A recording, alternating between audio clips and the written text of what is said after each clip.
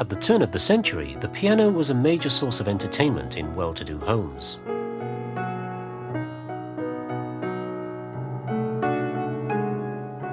Every good boy, every young lady was expected to be proficient, practicing for long hours to transform the printed page into musical expression.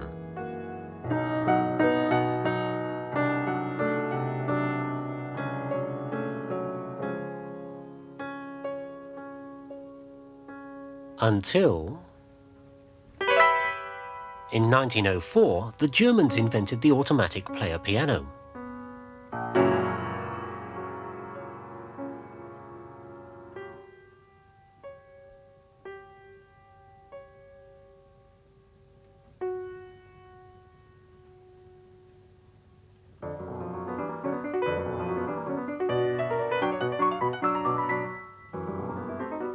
As a concert pianist sat and played, the recording piano would punch holes onto a paper roll. The purchasers of this duo art player piano could play the roll through the electromechanics of their piano and enjoy the great pianist for themselves. That was a recording of the Chopin Scherzo in B minor, played by John Powell. A recording on this roll of paper. It's basically a list of thousands of instructions which specify every note in the piece. But a machine like this is rather more than a gigantic music box. A music box, after all, is built to play the same few notes forever.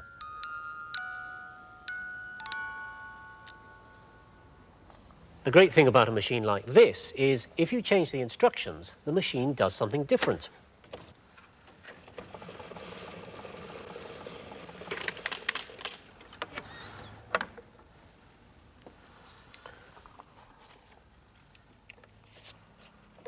Of course, this saves you buying another pianola every time you want to hear a different piece of music.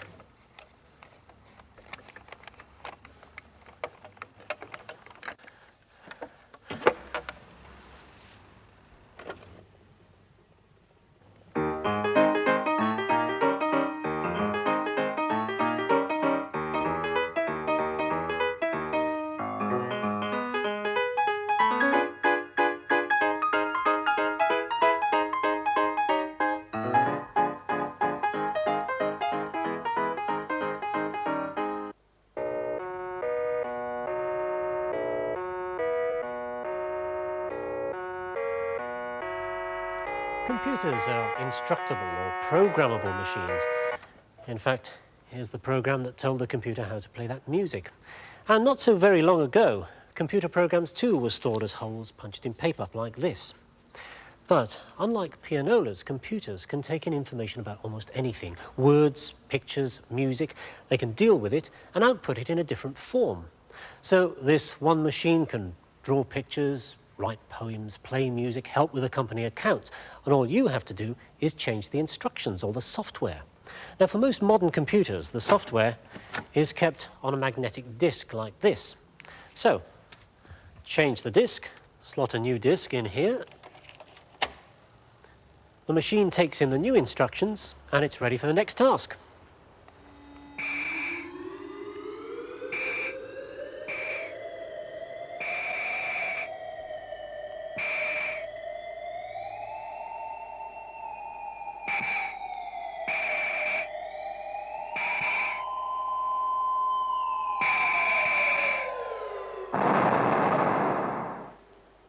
So that's a computer. You put in some information, it processes it according to some instructions you've given it, and it outputs the result.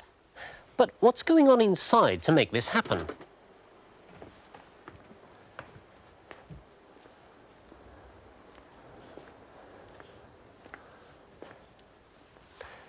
Computers spend their time moving information around from place to place, from chip to chip. For example, a computer has a memory of a sort, these chips here. It's also got a big organizer chip, like this one here. It's called the central processor, and it's the central processor that controls that flow of information around the machine. It can also manipulate that information in various simple ways, adding things together or comparing them. For example, suppose this block of memory contains the information for a simple picture, and this block has the information for another. And suppose the central processor here is required to compare these two pictures and see where the differences are. Well, that's easy for us. But remember, the central processor can only perform very simple operations. For one thing, it can't take in the whole picture. It can only take in, say, 8 bits of information at one time, hence the 8 tracks on the circuit board. So, it takes a copy of these first 8, and it stores that copy internally. Then takes a copy of 8 from the other image, like so, and stores that.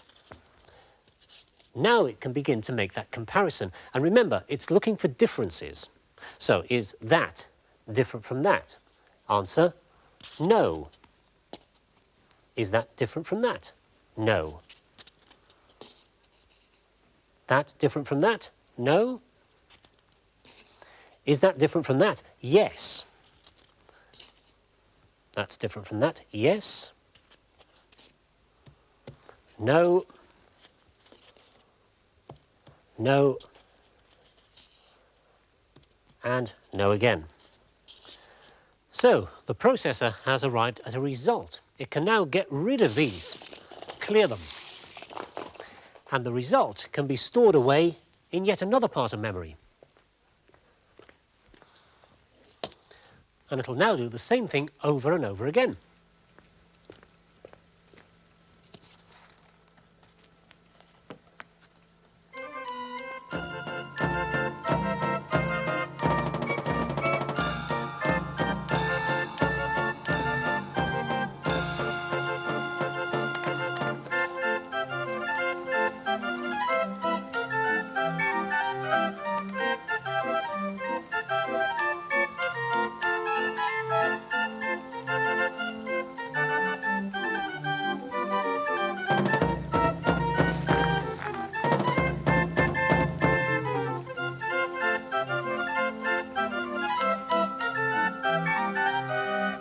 And here's the end result, which represents the comparison of the other 2 images.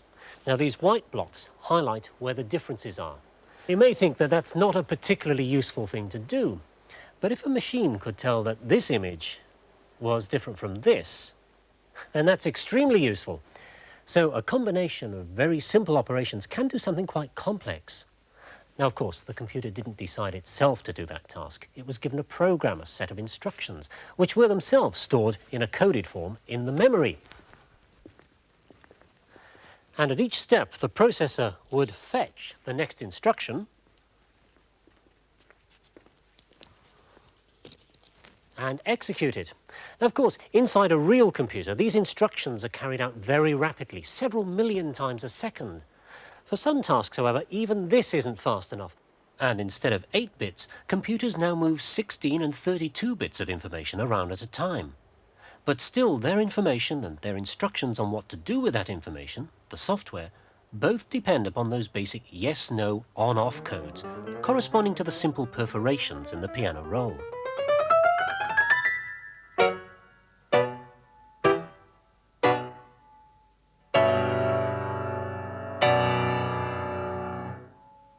There were 88 keys on the piano, and each of those either played or not, depending on where the holes were in the roll of paper. As the paper moved, a different pattern of ons and offs played a different group of notes. But imagine the problems of creating holes in a roll for this lot.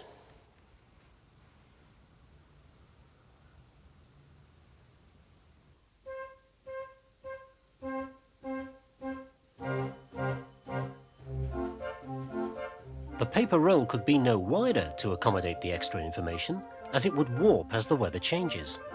Yet there were 2 keyboards, all the stops, and a whole range of foot pedals to be played.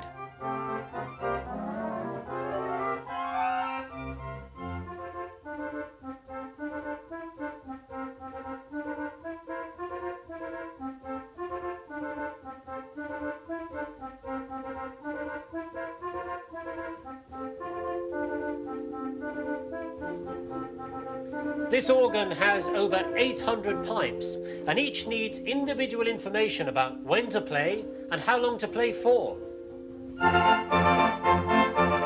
As a start, the holes were made as small as possible to get more across the width. But this was only half the solution.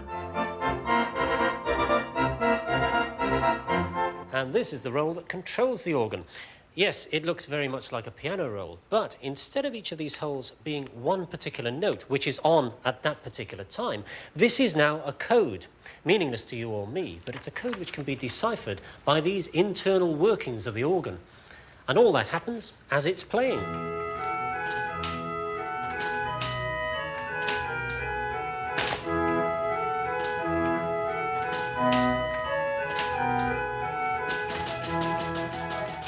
These clattering relays, normally well out of earshot of the listener, translate the coded messages. Hundreds of wires and switches turn the language of the paper roll into the simple on-off instructions to each individual stop and note.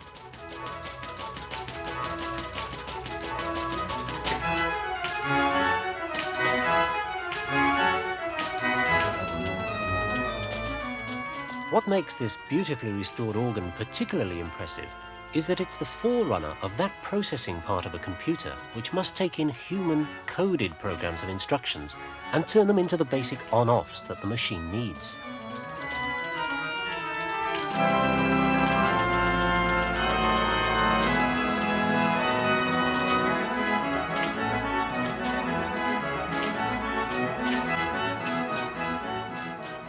And the rolls are the predecessors of today's multi-million-pound software industry.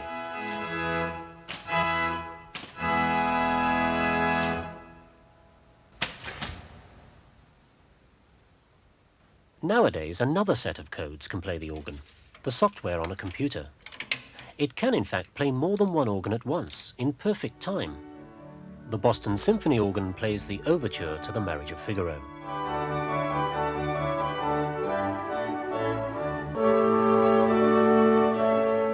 People have always been fascinated by machines that can outperform humans.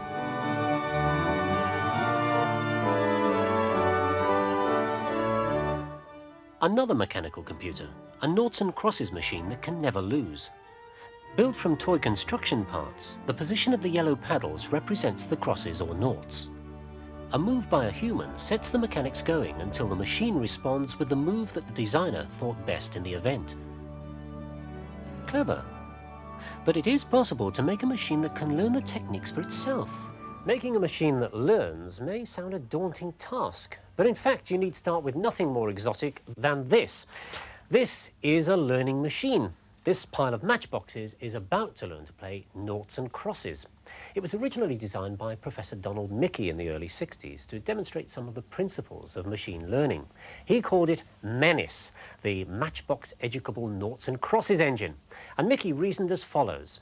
In any game of noughts and crosses, there are some 300 different game positions, such as this or this. Now, each of these boxes corresponds to just one of these positions. We've given each square on the noughts and crosses grid a different colour, and there are coloured beads in the drawers to represent the possible next moves.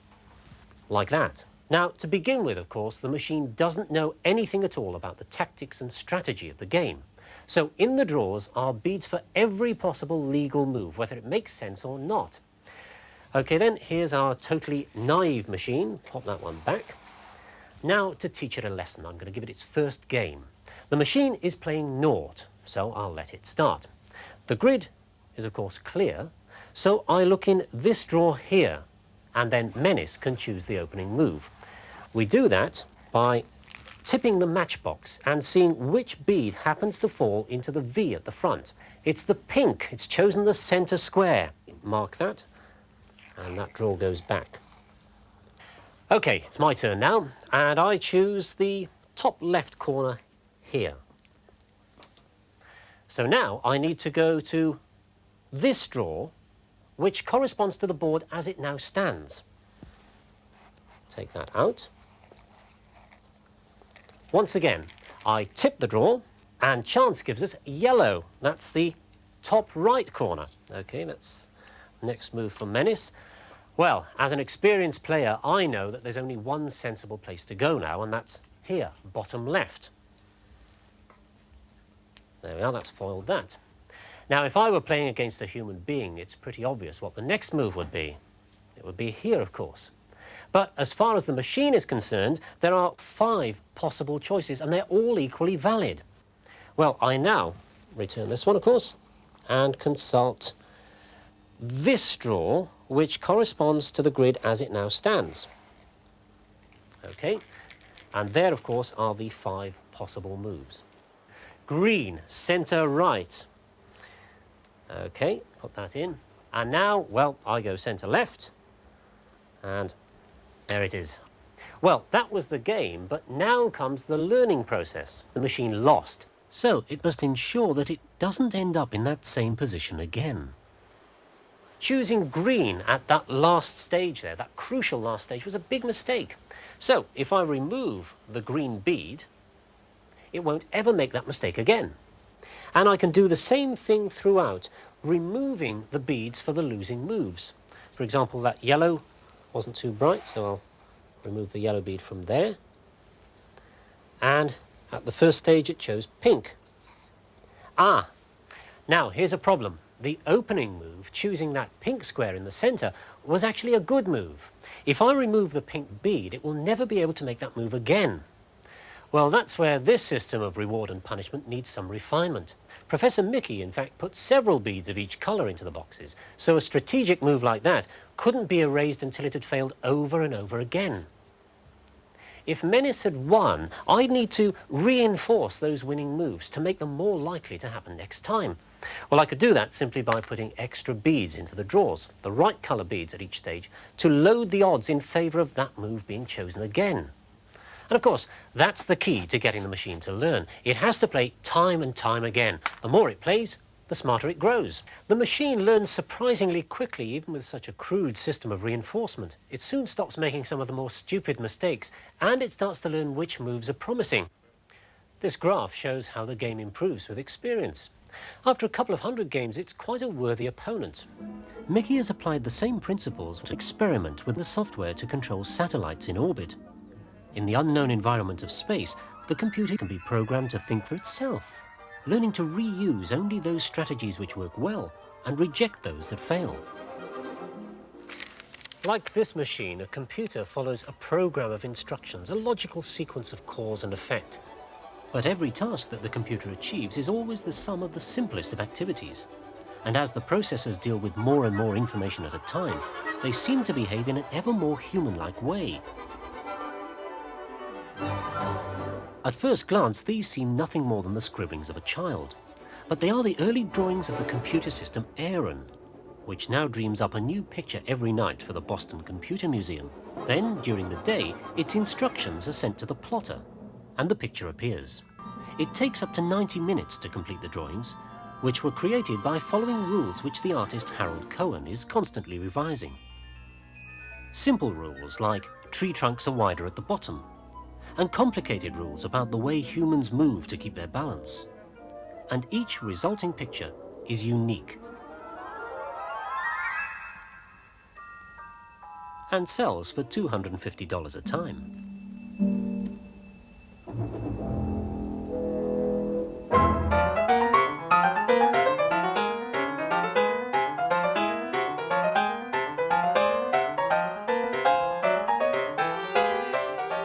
Music is perhaps more rule-based than drawing. Musicians can experiment with the known rules of music and create a result which seems to be more than the sum of its parts. I can make connections between its analysis of how I'm playing and how it's going to respond. So, for instance, I can make a connection between playing single notes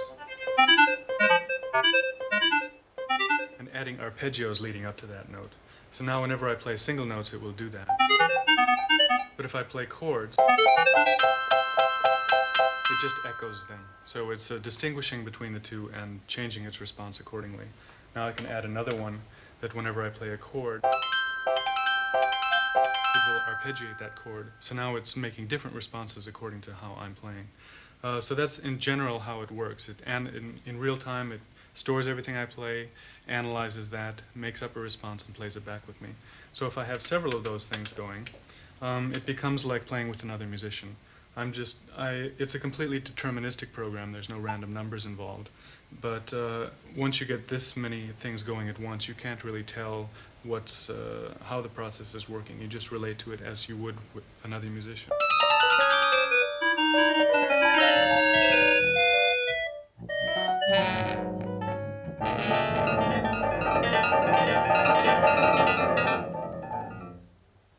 you say it's being creative? I would say it's being creative, but it's kind of a controlled creativity. It knows certain ways to make music, and I'm trying to explore how I can make music with it. It's not so much trying to make the computer be a human, but discover what are the best ways for a computer to make music, and to do that along with a human.